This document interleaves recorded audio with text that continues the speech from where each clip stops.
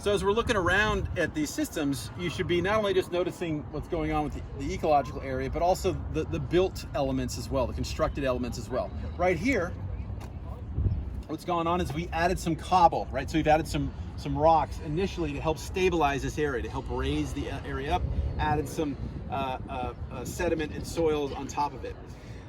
But as we look over here, here's something that we just saw. So this is a sprinkler head, and somebody might be saying, what the heck, why is there a sprinkler head? Is that garbage? No, this was actually intentionally put here.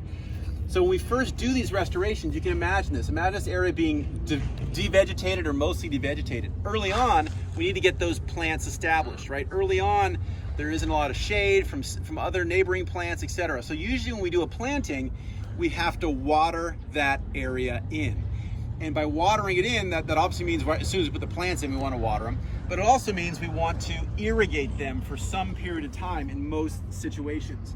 So, I suppose if we were doing this in the middle of a tropical rainforest, maybe we wouldn't need to do that. But in our area here in Southern California, we definitely need to do that. So by watering for the first few weeks, the first few months, the first year or two, depending on what the system is that we're talking about, that really helps get the plants established, either makes it possible or actually helps us jump forward a year or two in the establishment timeline and have these communities established more quickly than they otherwise would. At some point in time, we usually turn off that irrigation.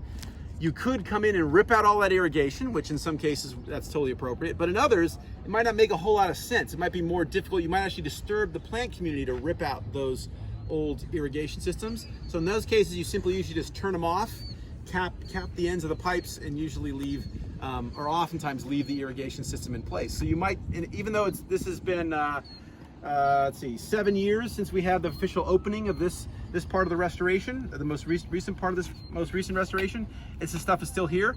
That's not uncommon to see that situation.